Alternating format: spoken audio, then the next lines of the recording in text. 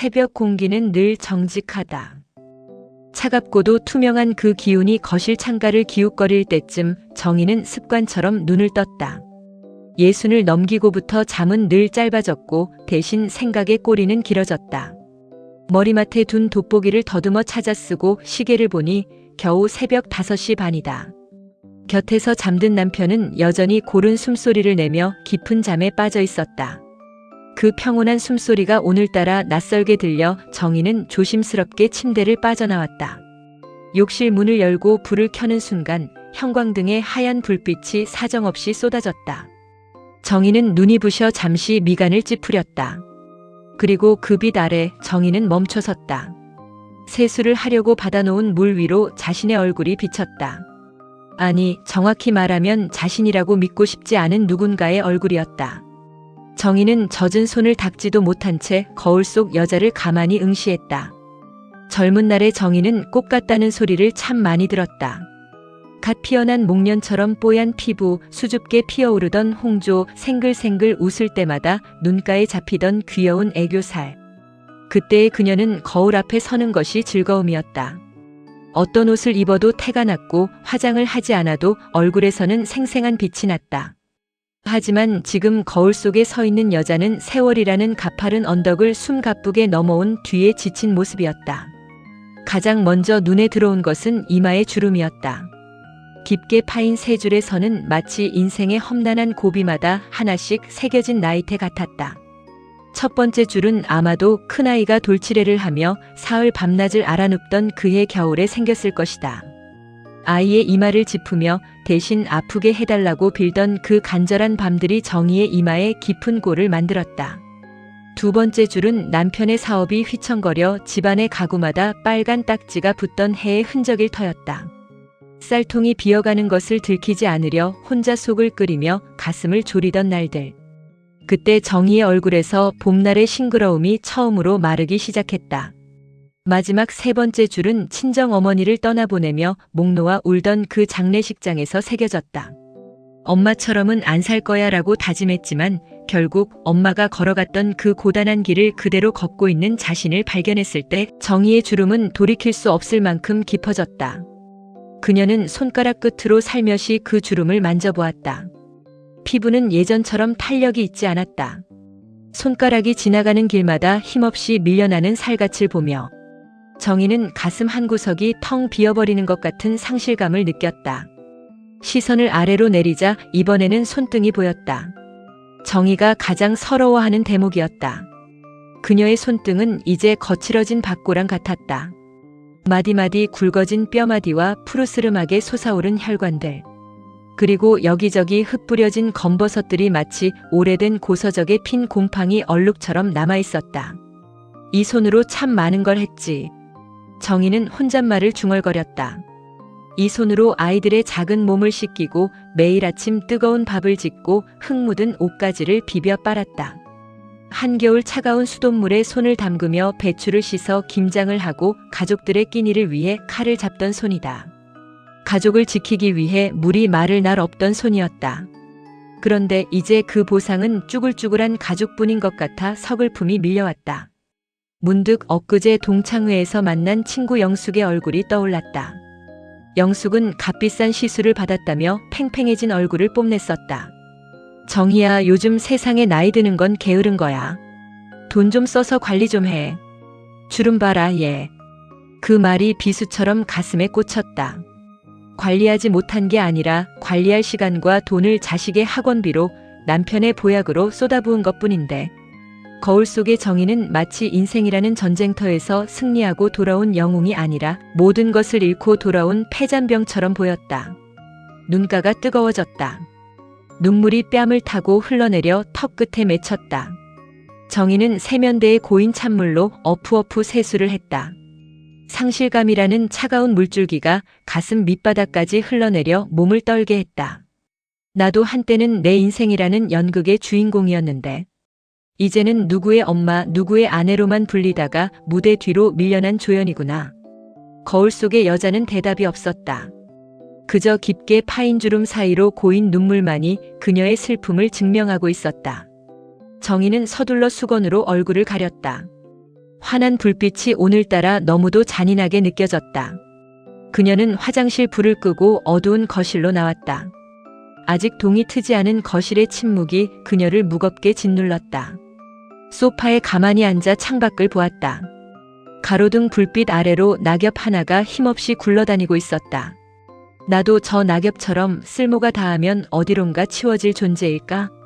하지만 정희는 아직 알지 못했다. 그 깊은 주름이 자식들에게는 세상에서 가장 아늑한 쉼터였다는 것을, 그리고 그 거친 손이 남편의 삶을 지탱해 온 가장 고귀한 뿌리였다는 것을 말이다.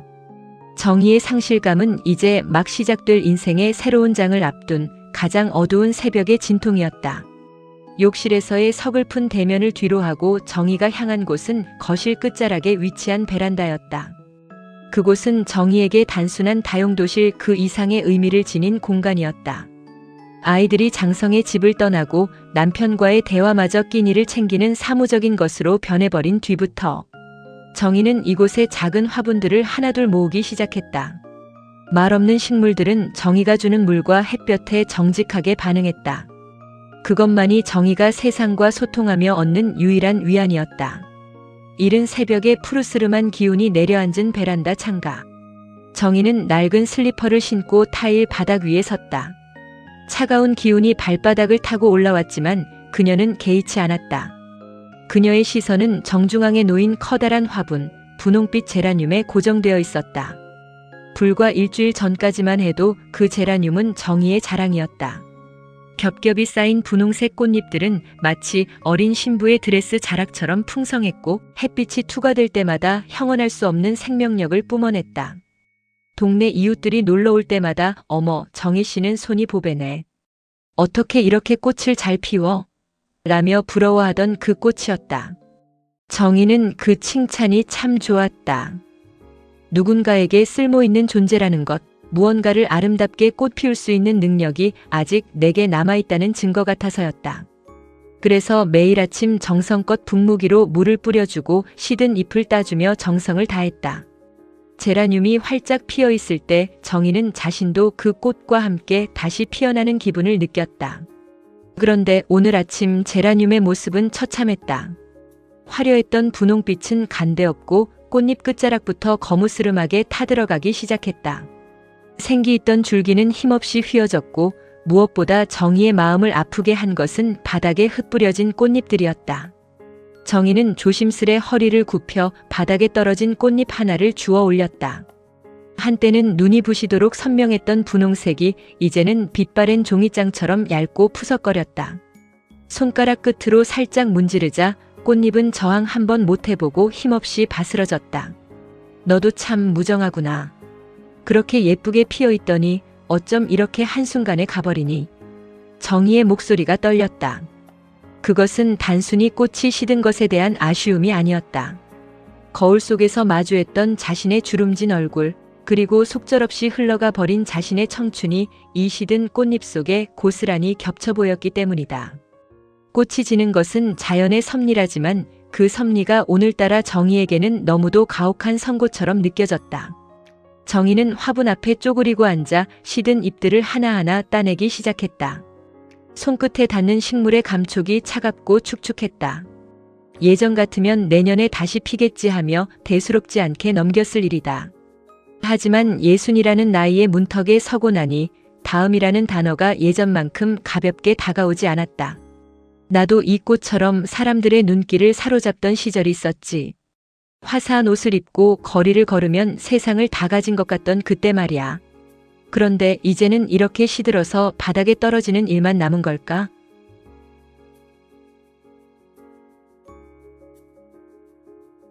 베란다 창밖으로 보이는 도시의 풍경은 활기차게 깨어나고 있었지만 정희의 시간만은 이 화분 속에 갇혀 멈춰버린 것 같았다. 정희는 잘라낸 꽃잎들을 모아 쓰레기통에 버리지 못하고 작은 접시 위에 올려두었다. 비록 시들었지만 이것들 또한 자신의 정성과 시간이 빚어낸 흔적이었기에 차마 함부로 할 수 없었다. 그녀는 문득 깨달았다. 자신이 슬픈 이유는 꽃이 졌기 때문이 아니라 꽃이 지고 난 뒤에 빈자리를 어떻게 채워야 할지 모르기 때문이라는 것을. 화려한 꽃이 사라진 자리에 남은 것은 투박한 초록 줄기와 흙뿐이었다. 사람들은 꽃만 기억하지 그 밑에 남겨진 초록 잎이나 흙의 노고는 기억해주지 않는다. 정희는 자신이 그 잊힌 흙이 되어가는 것 같아 견딜 수가 없었다. 그때였다. 구름 사이를 뚫고 나온 새벽 햇살 한 줄기가 베란다 창을 넘어 제라늄 화분을 정면으로 비추었다. 눈부신 빛의 산란 속에서 정희는 보았다. 꽃이 떨어진 바로 그 자리, 아주 깊숙한 곳에 조그맣게 맺혀있는 연두색 몽오리를. 그것은 다시 피어날 꽃눈이 아니었다. 꽃이 지고 나서야 비로소 자기 몸을 불리기 시작한 아주 작고 단단한 시방이었다. 정희는 돋보기를 고쳐 쓰고 가까이 다가갔다. 화려한 분홍색에 가려져 보이지 않던 그 작은 생명력은 꽃이 사라진 뒤에야 비로소 자신의 존재를 드러내고 있었다. 아! 작은 탄성이 새어나왔다. 꽃은 지는 것으로 끝나는 게 아니었다. 꽃은 자신의 가장 화려한 부분을 포기함으로써 다음 세상을 위한 씨앗을 품고 있었던 것이다. 정희의 떨리던 손길이 멈췄다. 꽃이 지는 것이 사라짐이 아니라 변화라는 사실이 아주 조금씩, 아주 천천히 그녀의 가슴 속으로 스며들기 시작했다. 정희는 자리에서 일어나 무릎에 묻은 흙을 털어냈다. 아직 마음속의 어둠이 완전히 가신 것은 아니었지만 바닥에 떨어진 꽃잎을 보며 느끼던 처절한 슬픔은 조금 옅어져 있었다. 그녀는 분무기를 들어 남은 초록 잎들에게 정성껏 물을 뿌려주었다. 그래, 너도 애썼다. 꽃 피우느라 얼마나 힘들었겠니? 이제 좀 쉬면서 내 안의 것들을 잘 키워보렴. 정희의 목소리가 아까보다 한결 부드러워졌다. 그것은 제라늄에게 건네는 위로인 동시에 평생을 가족을 위해 꽃 피우며 살아온 자기 자신에게 건네는 첫 번째 다독임이었다. 베란다를 나서는 정희의 등 뒤로 햇살은 더욱 눈부시게 쏟아지고 있었다. 지는 꽃의 서러움을 묵묵히 받아내고 있는 제라늄의 초록 잎들이 햇빛을 받아 반짝이고 있었다. 베란다에서의 짧은 사색을 뒤로하고 정희는 가벼운 외투를 걸쳤다. 집에만 있으면 벽지가 자신을 집어삼킬 것 같은 기분이 들었기 때문이다. 현관문을 나서자 복도의 서늘한 공기가 뺨을 스쳤다. 엘리베이터 거울 속에 자신을 보지 않으려 고개를 푹 숙인 채 1층으로 내려왔다. 아파트 단지를 벗어나 조금 걷다 보니 평소 자주 가던 동네 공원이 나타났다. 정희는 습관처럼 공원 입구의 벤치에 자리를 잡고 앉았다. 늘 보던 풍경이었지만 오늘따라 세상은 정희가 모르는 속도로 빠르게 흘러가고 있는 것 같았다. 사람들의 옷차림은 한층 가벼워졌고 공원 스피커에서 흘러나오는 노래는 도무지 가사를 알아들을 수 없는 빠른 비트의 곡이었다. 정희의 시선이 머문 곳은 공원 중앙 광장이었다. 그곳엔 교복을 입은 여학생 서너 명이 모여 스마트폰을 세워두고 춤을 추고 있었다. 아이들의 웃음소리는 은쟁반에 옥굿을 굴러가는 듯 맑았고 쉼없이 움직이는 그들의 몸짓에는 거칠 것이 없었다. 햇빛을 받아 투명하게 빛나는 아이들의 피부를 보며 정희는 자신도 모르게 손등의 주름을 가리려 소매를 끌어당겼다. 참 좋을 때다. 나지막이 읊조린 말끝에 씁쓸함이 묻어났다. 저 아이들에게 나이 들비란 어떤 의미일까? 아마 상상조차 할 수 없는 먼 나라의 이야기일 것이다. 정희 역시 저 나이 때는 그랬다. 시간은 영원히 자신의 편일 줄 알았고 젊음은 닳지 않는 화수분인 줄로만 알았다. 하지만 세월은 정희의 허락도 받지 않고 그 눈부신 빛을 하나둘 꺼뜨리며 여기까지 데려다 놓았다. 아이들의 웃음소리 뒤로 유모차를 밀며 천천히 걸어오는 젊은 엄마가 보였다. 그녀는 한 손으로 유모차를 잡고 다른 한 손으로는 귀에 꽂힌 작은 기기를 통해 누군가와 즐겁게 통화하고 있었다. 아이가 칭얼대자 익숙하게 과자를 꺼내 입에 물려주며 다시 대화를 이어가는 그 생기 넘치는 모습. 정희는 그 모습을 보며 30년 전의 자신을 떠올렸다. 그때의 정희도 저렇게 유모차를 밀며 꿈을 꾸었을 것이다. 아이가 잘 자라주기만을, 남편의 앞길이 평탄하기만을 바라며 자신의 청춘을 기꺼이 유모차 바퀴 아래 깔아주었다. 하지만 정작 그 길 끝에 서 있는 지금의 자신은 누구에게도 주인공이 아닌 듯 했다. 젊은 엄마는 정희의 곁을 지나쳐가며 눈길 한 번 주지 않았다.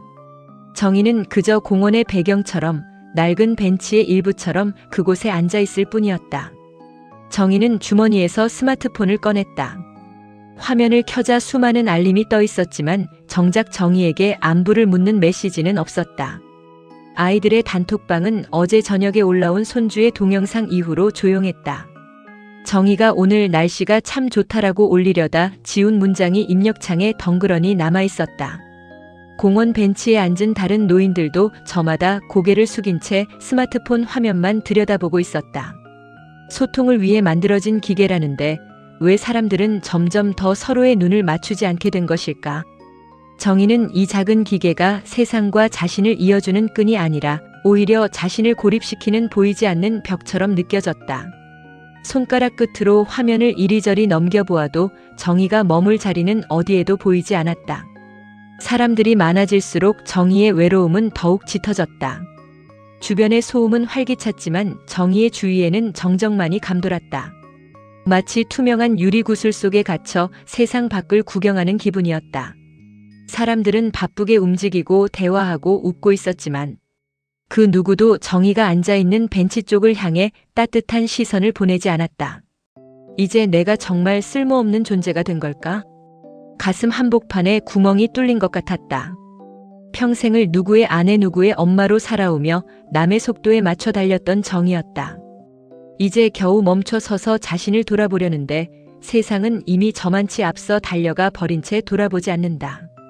세대와 세대 사이에 보이지 않는 깊은 계곡 아래로 정희의 자존감이 툭 떨어지는 소리가 들리는 듯 했다.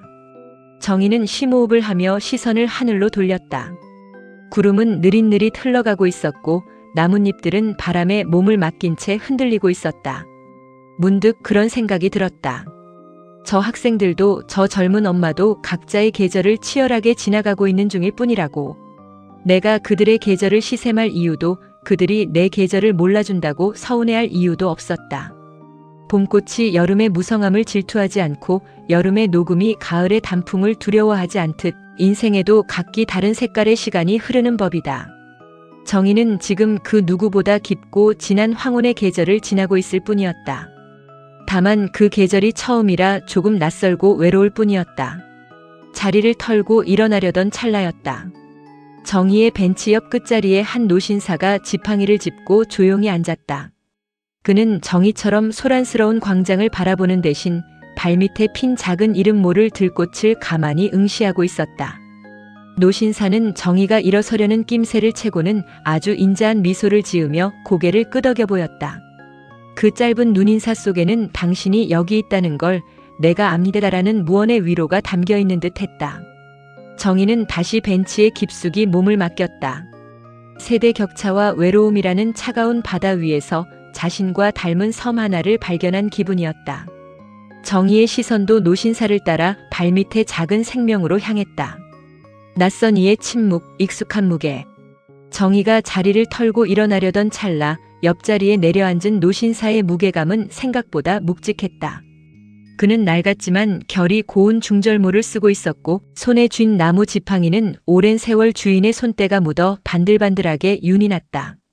노신사는 정희에게 말을 걸지도 그렇다고 무관심하게 고개를 돌리지도 않았다. 그저 정희가 바라보던 소란스러운 광장을 향해 깊고 인자한 시선을 던질 뿐이었다. 그 침묵은 기묘하게도 정희의 마음을 진정시켰다. 방금 전까지 느꼈던 세대 격차의 서러움이나 투명인간이 된 것 같은 소외감이 노신사의 평온한 옆모습을 보자 조금씩 잦아들었다. 마치 폭풍우가 치는 바다 위에서 든든한 등대를 발견한 조난자의 심정이었다. 한참을 가만히 앉아있던 노신사가 먼저 입을 뗐다. 목소리는 낮고 깔깔했지만 그 안에는 숨길 수 없는 삶의 지혜가 녹아있었다. 참으로 눈부신 계절이지요? 저 젊은 친구들의 웃음소리가 공원 공기를 다 데워놓는구려. 정희는 뜻밖의 말에 당황하며 대답했다. 네. 참 보기 좋네요. 질투가 날 만큼요. 정희의 솔직한 대답에 노신사는 허허하며 가벼운 웃음을 터뜨렸다. 질투라. 그렇지요. 저 싱싱한 생명력 앞에 서면 우리 같은 노인네들은 가끔 초라해지기도 하는 법이지요. 노신사는 지팡이를 고쳐 잡으며 정희의 옆 얼굴을 슬쩍 살폈다. 그의 눈동자는 흐릿했지만 정희가 가슴속에 품고 있는 슬픔의 정체를 꿰뚫어 보는 듯 했다. 하지만 말이오 부인. 저 아이들은 아직 모르는 게 하나 있다오. 무엇을 말인가요? 정희가 조심스레 물었다. 자신들이 가진 저 눈부신 빛이 사실은 빌려온 것이라는 사실이지요. 노신사는 말을 이었다. 젊음은 자연이 준 공짜 선물이라네. 아무 노력 없이도 빛이 나고 아무 이유 없이도 힘이 넘치지. 하지만 우리 나이가 되면 말이오, 빛을 내기 위해 스스로를 태워야 한다네. 그래서 더 귀한 것이지. 정희는 노신사의 말을 곱씹었다. 스스로를 태워내는 빛. 평생을 가족을 위해, 자식을 위해 자신을 땔감 삼아 태워온 시간들이 머릿속을 스쳐 지나갔다. 하지만 그 빛이 너무 작고 초라해서 가끔은 내가 제가 되어 사라지는 것만 같아요. 정희의 목소리가 떨렸다. 노신사는 지팡이 끝으로 바닥에 굴러다니는 낙엽 하나를 툭 건드렸다. 부인, 지는 꽃을 서러워하지 마시오. 지는 것은 사라지는 게 아니라네. 자리를 내어주는 것이지. 더 귀한 것을 위해서 말이오. 꽃이 화려함을 포기해야만 비로소 그 자리에 씨방이 맺히고 단단한 열매가 자라지 않겠나. 그는 잠시 말을 멈추고 공원숲을 가리켰다. 저 큰 나무들을 보게나. 꽃은 잠시 피었다 지지만 나무는 수십 년 동안 주름진 껍질을 쌓아 올리며 안으로 나이테를 새기지. 사람들은 꽃의 화려함에 박수를 치지만 정작 지친 이들이 기대어 쉬는 곳은 저 거칠고 투박한 고목의 그늘이라네. 노신사는 정희의 손등을 가만히 가리켰다. 정희는 움찔하며 손을 감추려 했지만 노신사의 시선은 너무도 따뜻했다. 그 손등의 주름을 부끄러워하지 마시오. 내 눈엔 그게 길처럼 보이구려. 사랑하는 이들을 위해 수없이 걸어온 마음의 지도 말이오. 그 주름 하나하나가 없었다면 부인의 가족들이 어떻게 이 험한 세상을 건너왔겠나. 그건 흉터가 아니라 훈장이라네. 정희는 울컥 치밀어 오르는 무언가를 느꼈다. 평생 누구에게도 듣지 못했던 말이었다. 수고했다는 말, 고생했다는 말보다 더 깊게 심장을 파고드는 인정의 말이었다. 거울을 보며 그토록 혐오했던 자신의 주름이 누군가의 눈에는 아름다운 지도로 보일 수 있다는 사실이 눈물겹도록 고마웠다. 이제 우리는 주인공 자리에서 내려온 게 아니라네. 노신사가 일어서며 덧붙였다. 오히려 관객이 되어 인생이라는 연극을 가장 잘 감상할 수 있는 명당 자리에 앉은 것이지. 조급해할 것도 남과 비교할 것도 없어. 그저 내 안에서 익어가는 열매의 단맛을 음미하면 그뿐이라네. 노신사는 중절모를 살짝 들어 인사를 건네고는 천천히 공원 길을 따라 걸어갔다. 그의 뒷모습은 지팡이에 의지하고 있었지만 전혀 비굴하거나 약해 보이지 않았다. 오히려 거대한 태풍을 이겨내고 굳건히 서 있는 늙은 참나무처럼 당당하고 평화로웠다. 정희는 노신사가 떠난 뒤에도 한참 동안 벤치를 떠나지 못했다. 방금 전까지 그렇게 크게 들리던 아이들의 웃음소리가 이제는 소음이 아닌 아름다운 배경음악처럼 들리기 시작했다. 세상은 변한 게 없었지만 세상을 바라보는 정희의 마음 안에서 무언가 커다란 변화가 일어나고 있었다. 그녀는 주머니에서 스마트폰을 꺼냈다. 아까는 무겁게만 느껴졌던 기계였다. 정희는 떨리는 손가락으로 가족 단톡방에 메시지를 적어 내려갔다. 오늘 공원이 참 예쁘구나. 너희들도 바쁘겠지만 가끔 하늘 한번 보렴. 엄마는 오늘 아주 귀한 선물을 받았단다. 전송 버튼을 누르는 정희의 입가에 옅은 미소가 번졌다. 이제 그녀는 알 것 같았다. 지는 꽃이 서러운 것은 꽃의 마음이 아니라 꽃만 보고 열매를 보지 못하는 이들의 마음이라는 것을 말이다. 노신사가 떠난 자리에 홀로 남은 정희는 한참 동안 벤치에 앉아 있었다. 공원의 공기는 아까와 다를 바 없었지만 정희를 둘러싼 공기의 질감은 미묘하게 변해 있었다. 아까는 날카로운 화살처럼 꽂히던 젊은이들의 웃음소리가 이제는 부드러운 배경음악처럼 들렸고 자신을 가두었던 외로움의 벽은 조금씩 허물어지고 있었다. 집으로 돌아오는 길 정희는 늙었던 보도블록 틈새를 유심히 살폈다. 그 척박한 틈바구니에서도 이름 모를 풀꽃들이 고개를 내밀고 있었다. 꽃이 진 자리마다 맺혀있는 작고 단단한 씨앗 주머니들. 평소라면 발에 치이는 잡초라며 눈길조차 주지 않았을 것들이 오늘따라 정희의 눈에는 위대한 생존의 기록처럼 보였다. 현관문을 열고 들어서자마자 정희가 향한 곳은 베란다였다. 아침에 처량하게만 보이던 분홍빛 제라늄이 오후에 비스듬한 햇살을 받아 반짝이고 있었다. 정희는 돋보기를 꺼내 쓰고 아침에 보았던 그 작은 연두색 몽오리를 다시 찾아냈다. 정말이네. 꽃이 져야만 내가 나오는 거였구나. 정희는 손가락 끝으로 그 시방을 아주 살며시 만져보았다. 겉은 투박하고 색깔도 화려하지 않았지만 그 안에는 다음 봄을 피워낼 거대한 생명의 설계도가 압축되어 있었다. 화려한 꽃잎은 바람 한 자락에 맥없이 날아가 버리지만 이 작고 못생긴 시방은 비바람을 견디며 제 몸을 단단하게 키워내고 있었다. 정희의 시선은 베란다를 지나 부엌으로 향했다. 30년 넘게 가족들의 끼니를 책임져온 그녀의 성소. 그곳엔 여기저기 그을음이 묻은 냄비와 이가 빠진 접시들, 손때 묻은 칼 도마가 놓여 있었다. 예전에는 이 좁은 부엌이 감옥처럼 느껴진 적도 있었다. 남들은 멋진 옷을 입고 카페에서 우아하게 차를 마실 때 자신은 매운 연기를 마시며 물을 썰고 생선을 구워야 했다. 하지만 오늘 보니 그 모든 고단함이 바로 정희가 맺어온 열매였다.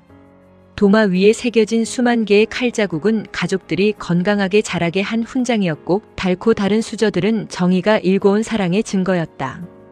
꽃처럼 화려한 외출복은 옷장 속에 잠들어 있었지만 정희의 앞치마에는 훈훈한 찌개 냄새와 사람 사는 냄새가 짙게 배어 있었다. 그것은 인공적인 향수보다 훨씬 더 깊고 진한 인생의 향기였다. 정희는 거실 서랍 깊숙한 곳에서 낡은 사진첩 하나를 꺼냈다. 먼지를 털어내고 책장을 넘기자 빛바랜 사진 속에서 젊은 날의 자신이 웃고 있었다. 결혼식 날의 수줍은 미소, 처자일을 안고 경이로움에 어쩔 줄 몰라 하던 표정. 그 사진 속의 정희는 분명 눈부신 꽃이었다. 하지만 지금의 정희는 그 꽃이 지고 난 뒤 맺힌 열매들을 보고 있었다.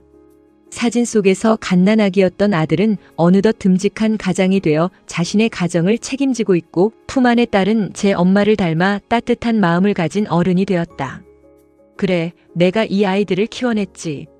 내 젊음이 시든 자리에 이 아이들이 이렇게 단단하게 뿌리를 내렸구나.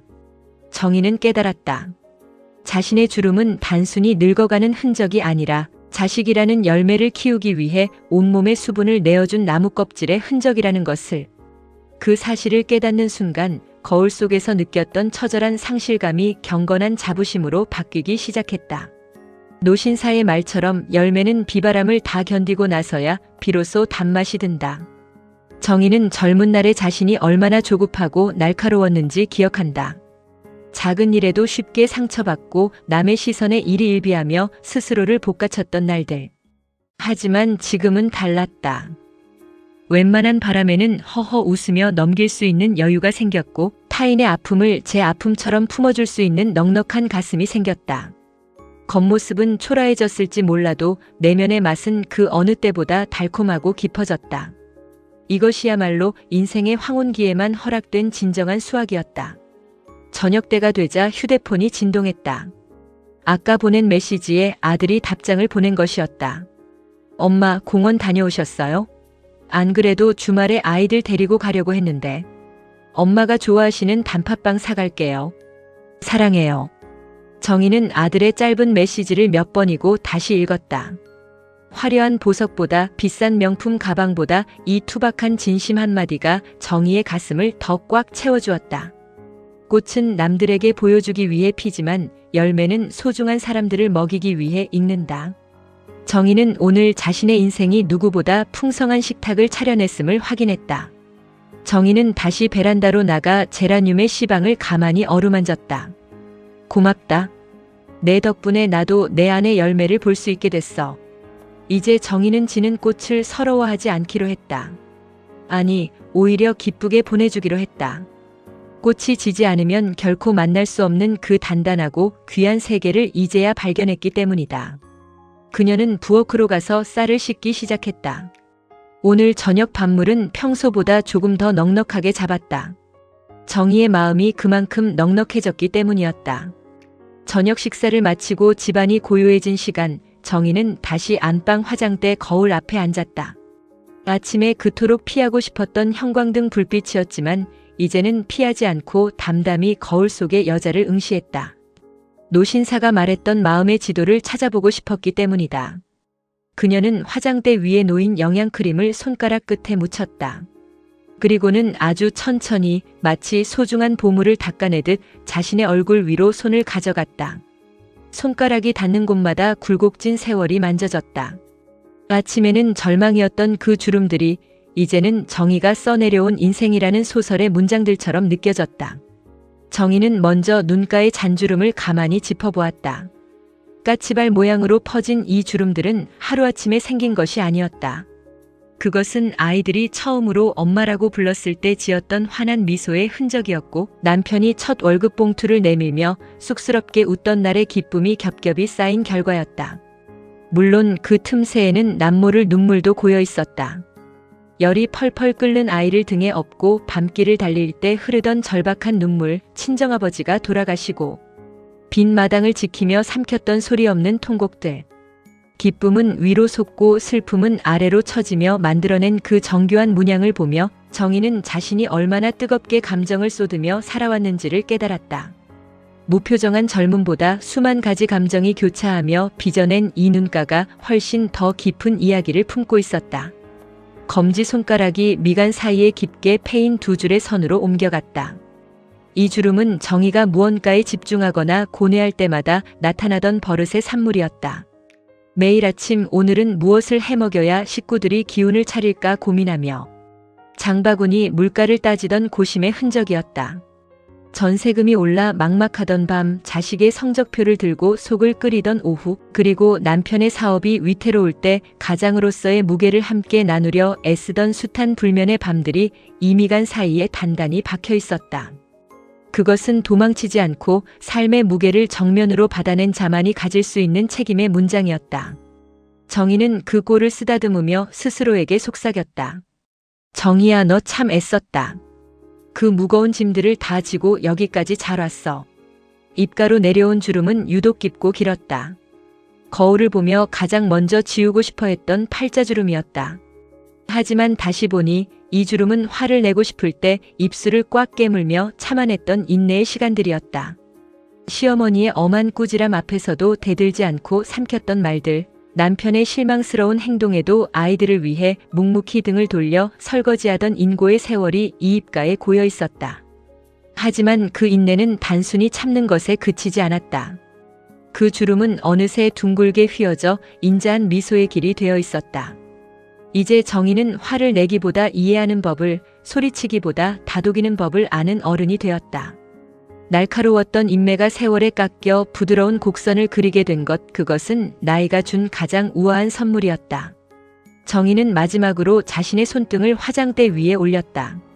아침에 보았던 그 흉측한 검버섯들이 이제는 다르게 보였다. 가을 거지를 마친 들판에 여기저기 흩어진 벽구루터기 같았다. 이 손으로 얼마나 많은 쌀을 씻고 얼마나 많은 빨래를 짰던가. 아이들의 찢어진 옷을 꿰매고 아픈 남편의 등을 쓸어내리던 손이다. 그 헌신적인 노동의 대가로 손의 수분은 다 빠져나갔고 대신 갈색 반점들이 그 자리를 채웠다. 이것은 누군가를 먹이고 입히고 살려낸 생명의 흔적이었다. 정의는 거친 손등에 입을 맞췄다. 고귀한 노동을 견뎌낸 이 손이 오늘따라 세상 그 어떤 보석 박힌 손보다 아름답게 느껴졌다. 주름 하나하나가 다 이유가 있었고 주름 한 줄 한 줄이 다 사랑이었다. 정의는 이제야 노신사의 말이 무슨 뜻인지 온전히 이해했다. 주름은 감춰야 할 부끄러운 흉터가 아니라 치열하게 살아낸 자에게만 주어지는 인생의 훈장이었다. 만약 이 주름들이 없었다면 정의의 얼굴은 매끄러운 대리석처럼 차가웠을지도 모른다. 하지만 이제 그녀의 얼굴은 수많은 이야기가 적힌 오래된 양피지처럼 따뜻하고 깊은 울림을 주고 있었다. 그녀는 거울 속의 자신을 향해 환하게 웃어 보였다. 주름 사이로 미소가 번지자 마치 가뭄든 논바닥에 물이 차오르듯 얼굴 전체에 생기가 돌았다. 정의는 영양크림통을 닫고 자리에서 일어났다. 상실감으로 시작했던 새벽과는 달리 밤의 끝자락에서 정의는 충만함을 느꼈다. 과거의 고통스러웠던 기억들마저 이제는 잘 익은 곡식처럼 창고에 차곡차곡 쌓인 기분이었다. 그녀는 침대에 눕기 전 창밖의 밤하늘을 보았다. 어둠이 깊을수록 별은 더 선명하게 빛난다. 정의의 주름 또한 인생의 어두운 터널을 지날 때마다 더 깊어졌고 그 깊이만큼 그녀의 내면은 별처럼 단단해졌을 것이다. 내일은 이 예쁜 주름들을 달고 사람들을 만나야지. 정희는 가벼운 마음으로 이불을 끌어올렸다. 주름진 눈꺼풀이 부드럽게 감겼다. 꿈속에서는 아마도 그녀가 일궈온 수많은 열매들이 황금빛 들판처럼 펼쳐질 것만 같았다. 다음 날 아침 정희는 평소보다 몸이 가벼웠다. 어제 베란다의 제라늄과 공원의 노신사 그리고 거울 속에 자신과 나누었던 무언의 대화들이 밤새 마음속의 찌꺼기들을 훑고 지나간 모양이었다. 그녀는 거실 한복판에 서서 집안을 둘러보았다. 예전에는 이 집안 가득 채워진 물건들에 집착했었다. 비싼 가구, 남들에게 보여주기 위한 장식품, 언젠가 쓸모가 있을 거라며 쌓아둔 해묵은 짐들. 하지만 오늘 보니 그것들은 정의의 삶을 증명해주는 도구가 아니라 오히려 정의를 옥죄고 있던 사슬이었다는 생각이 들었다. 가지고 갈 수도 없는 것들에 참 많이도 매달렸네. 정희는 창문을 활짝 열었다. 들이치는 바람이 거실의 묵은 공기를 밀어내듯 그녀의 마음속에서도 남에게 보이고 싶은 욕망들이 조금씩 밀려나고 있었다. 정희는 문득 부엌 찬장에서 오래된 채를 꺼냈다. 고운 가루를 걸러낼 때 쓰던 물건이었다. 그녀는 깨달았다. 나이 들비란 세월이라는 촘촘한 채 위에 인생을 붓는 과정이라는 것을. 젊은 날의 인생은 거칠고 투박한 온갖 것들이 뒤섞여 있었다. 타인에게 인정받고 싶은 욕구, 남보다 앞서가야 한다는 조급함, 사소한 오해에도 밤잠을 설치던 날카로운 자존심. 그 모든 것들이 채 위에 쏟아졌고 세월이라는 시간이 그것들을 사정없이 흔들어댔다. 이제 채 아래로 빠져나간 것은 그런 부질없는 무게들이었다. 남의 시선에 전전긍긍하던 마음, 옹졸했던 미움, 쥐고 있어봐야 손바닥만 아픈 욕심들. 그런 것들이 걸러지고 나니 채 위에는 비로소 소중한 알맹이들만 남았다.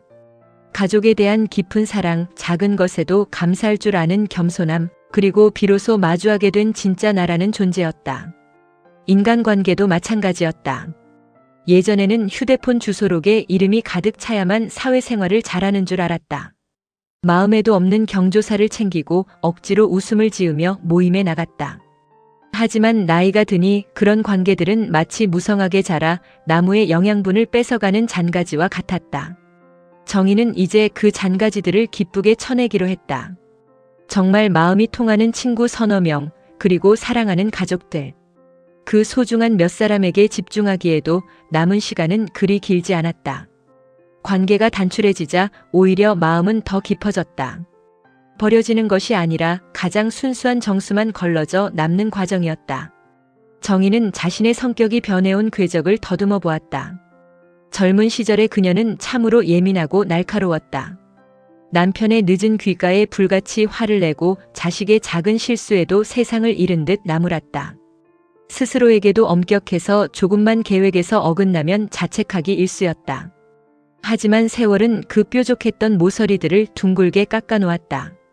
모난 돌이 강물을 따라 흐르며 둥근 조약돌이 되듯 삶의 풍파를 겪으며 정의의 마음도 부드러워졌다.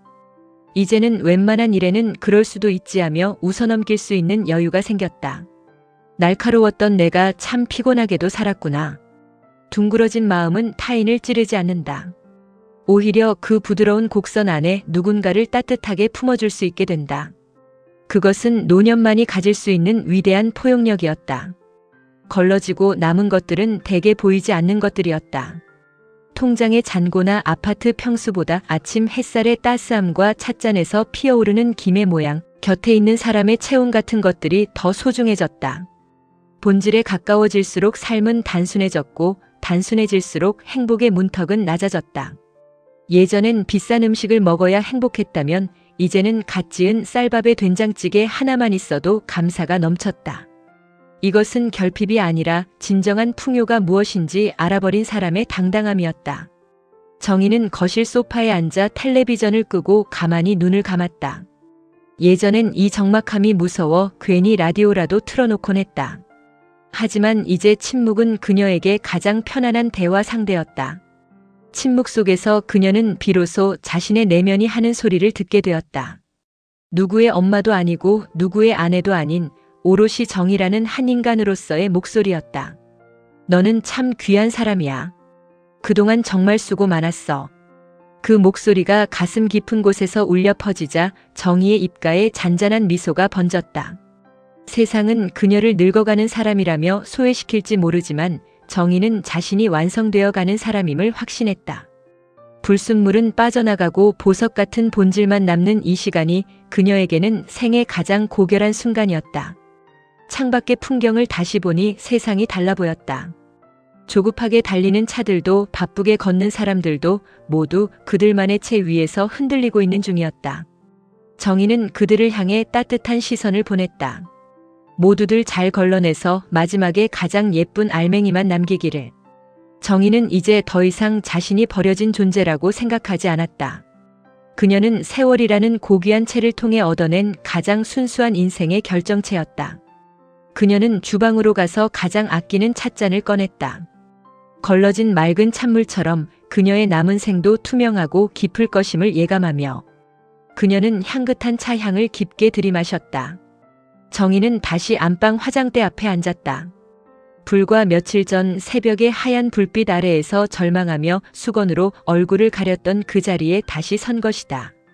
하지만 이번에는 달랐다. 그녀는 전등 스위치를 가장 밝게 올렸다. 숨기고 싶었던 주름과 검버섯들이 적나라하게 드러났지만 정희의 눈동자는 흔들리지 않았다. 안녕, 정희야. 오랜만이네. 거울 속의 여자가 정희를 향해 마주 인사를 건넸다. 그 눈빛은 예전처럼 불안해 보이지 않았다. 오히려 수천 권의 책을 읽고 난 뒤에 지혜로운 학자처럼 깊고 고요했다. 정희는 거울 속의 자신을 피하지 않고 똑바로 응시했다. 그것은 자신의 과거와 현재, 그리고 다가올 미래를 한꺼번에 껴안겠다는 선언과도 같았다. 그녀는 화장대 위에 놓인 낡은 브로치를 꺼내 가슴팍에 달아보았다. 젊은 날 남편이 큰맘 먹고 선물했던 작은 보석이었다. 예전엔 이 화려한 보석이 주름진 피부와 어울리지 않는다고 생각해 서랍 깊숙이 넣어두었었다. 하지만 오늘 보니 달랐다. 반짝이는 보석보다 그 아래 굴곡진 피부의 질감이 훨씬 더 입체적이고 아름다웠다. 이 주름들이 없었다면 내 얼굴은 얼마나 밋밋했을까. 정희는 깨달았다. 매끄러운 대리석 조각상보다 수만 번의 정을 맞아 결이 살아있는 돌조각이 더 가치 있듯이 자신의 얼굴도 세월이라는 정에 깎이고 다듬어져 비로소 하나의 완성된 작품이 된 것이라고. 그녀는 주름 사이사이에 깃든 명암을 사랑하기로 했다. 그것은 빛이 있어야만 생기는 그림자였고 그만큼 그녀의 삶이 찬란했다는 증거였다. 나이 드는 것은 시드는 것이 아니라 더 단단한 존재로 변신하는 과정이었다. 애벌레가 고통스러운 고치 속의 시간을 견뎌 나비가 되듯 정희도 청춘이라는 껍데기를 벗어던지고 자유라는 날개를 달 준비를 하고 있었다. 이제 그녀는 남의 시선이라는 감옥에서 걸어나와 오직 자신의 내면이 시키는 대로 춤출 수 있는 자유를 얻었다. 정희는 자신의 손을 가만히 내려다보았다. 고맙다. 이 손으로 자식들 밥해 먹이고 남편 뒷바라지 하느라 고생 많았지? 이제는 이 손으로 너를 위한 글을 쓰고 너를 위한 차를 다리자. 정희는 화장대 서랍을 열어 오랫동안 바르지 않았던 붉은색 립스틱을 꺼냈다. 너무 화려해서 남사스럽다며 밀어두었던 색깔이었다. 그녀는 거울을 보며 천천히 입술산을 그려나갔다. 주름진 입가 위로 붉은 빛이 감돌자 얼굴 전체의 생기가 확 피어올랐다. 그것은 20살의 풋풋한 붉음과는 달랐다. 수많은 풍파를 견뎌낸 뒤에 피어난 가을 단풍처럼 진하고 묵직한 아름다움이었다. 그래, 이게 나야. 정희. 정희는 외출 준비를 마쳤다. 거창한 곳에 가는 것은 아니었다. 그저 공원 벤치에 앉아 햇볕을 쬐고 지나가는 사람들에게 먼저 따뜻한 인사를 건넬 생각이었다. 이제 그녀는 사람들이 자신을 노인으로 보든 할머니로 보든 상관없었다. 그녀 스스로가 자신의 가치를 알기에 타인의 시선은 더 이상 그녀의 평화를 깨뜨릴 수 없었다. 현관문을 열기 전 정희는 다시 한번 거울을 보았다. 거울 속에는 세월을 이겨낸 당당한 여자가 서 있었다. 그녀의 주름은 이제 가장 아름다운 장식품이 되어 그녀를 빛내주고 있었다. 정희는 구두 굽소리를 내며 복도를 걸어 나갔다. 엘리베이터의 금속 벽면에 비친 자신의 모습도 이제는 정겨웠다. 지는 꽃을 서러워 말아요. 이제 내 인생의 진짜 축제가 시작될 테니까. 그녀의 혼잣말은 복도 끝까지 울려 퍼졌다. 정희의 발걸음은 아침보다 훨씬 힘차고 경쾌했다. 예전엔 이 노을이 참 쓸쓸했다. 하루가 저무는 것이 마치 자신의 인생이 저무는 것 같아 가슴이 철렁 내려앉곤 했다. 하지만 오늘 보는 노을은 달랐다. 그것은 끝이 아니라 치열하게 빛났던 하루에 대한 축복이자 쉼표였다. 노을이 있기에 내일의 태양이 더 기대되듯 정희의 황혼도 새로운 시작을 품고 있었다. 정희는 김이 모락모락 피어오르는 찻잔을 두 손으로 감싸쥐었다. 찻잔의 온기가 주름진 손바닥을 타고 온몸으로 퍼져나갔다. 차 한 잔을 마시는 이 짧은 시간이 젊은 날에는 왜 그리 사치처럼 느껴졌을까? 그때는 늘 무언가에 쫓기듯 물 한 잔도 서서 마셔야 했다. 이제 그녀는 차의 빛깔을 음미하고 찻잔에 부딪히는 숟가락 소리를 즐기며 목을 타고 넘어가는 액체의 온도를 온전히 느낄 줄 안다. 느려진 속도만큼 세상은 더 선명하게 보였고 작고 사소한 것들이 주는 기쁨은 더 커졌다. 이것은 젊음이 결코 가질 수 없는 오직 세월을 견뎌온 자만이 누릴 수 있는 느림의 특권이었다. 정희의 시선이 베란다 한 구석의 제라늄으로 향했다. 며칠 전 처참하게 꽃잎을 떨어뜨렸던 그 식물은 이제 꽃의 흔적을 지우고 짙은 초록색 시방을 당당하게 치켜 세우고 있었다. 정희는 깨달았다. 자신의 인생도 수많은 지는 꽃들이 있었다는 것을. 꿈 많던 소녀 시절의 수줍음, 불타던 청춘의 열정, 아이를 키우며 쏟았던 정성들. 그 아름다웠던 꽃들이 차례로 졌기에 지금의 단단한 지혜와 넉넉한 가슴이라는 열매가 맺힐 수 있었다. 지는 꽃은 상실이 아니라 더 깊은 생명을 향한 숭고한 양보였다. 정희는 문득 공원에서 만났던 젊은 엄마와 학생들을 떠올렸다. 그들은 지금 한창 꽃을 피우느라 얼마나 힘들고 고단할까. 남보다 더 예쁘게 피어야 한다는 강박과 시들지 않으려 발버둥치는 불안 속에서 그들도 예전의 정희처럼 거울을 보며 한숨 짓고 있을지도 모른다. 정희는 그들에게 말해주고 싶었다. 꽃이 져도 괜찮다고. 아니, 꽃이 져야만 비로소 진짜 단맛이 드는 법이라고. 얘들아, 너무 조급해하지 마라. 지금 떨어지는 꽃잎은 내 인생이 망가지는 게 아니라 내 안에 가장 단단한 보석을 만들고 있는 중이란다. 정희의 마음속에서 우러나온 이 한마디는 공기를 타고 세상의 모든 지친 청춘들에게로 퍼져나가는 듯 했다. 사람들은 나이가 들면 모든 게 퇴화한다고 말한다. 하지만 정희가 경험한 황혼은 완성의 시간이었다. 떨벗던 감이 서리를 맞고 홍시가 되어 꿀처럼 달아지듯 정희의 인생도 수많은 시련의 서리를 맞으며 비로소 가장 달콤한 맛을 내고 있었다. 남을 미워하는 마음은 녹아 없어졌고 자신을 자책하던 채찍은 부드러운 깃털이 되었다. 이제 그녀는 세상 무엇과도 바꿀 수 없는 평화라는 이름의 결실을 손에 쥐고 있었다. 이것이야말로 인생이라는 농사를 지어 얻은 가장 귀한 수확물이었다. 정희는 식탁 위에 놓인 공책을 펼쳤다. 그리고는 투박한 손으로 한 줄 한 줄 글을 적어 내려갔다. 지는 꽃을 서러워 말아요. 꽃이 진 자리에 비로소 당신의 가장 아름다운 열매가 익어가고 있으니 오늘 당신의 주름은 세상에서 가장 향기로운 훈장입니다. 참 잘 살아내셨습니다. 글씨는 조금 삐뚤빼뚤했지만 그 문장 사이사이에는 정희가 60평생을 몸으로 밀고 온 진심이 꽉 차 있었다. 이 글은 이제 유튜브라는 바다를 타고 누군가의 지친 밤을 밝혀주는 작은 등불이 될 것이다. 정희는 비로소 자신이 세상에 줄 수 있는 마지막 선물을 찾은 기분이었다. 그녀는 창가에 비친 자신의 실루엣을 보며 나직이 속삭였다. 정희야, 오늘 참 행복하다. 우리 내일은 또 어떤 열매를 맛볼까?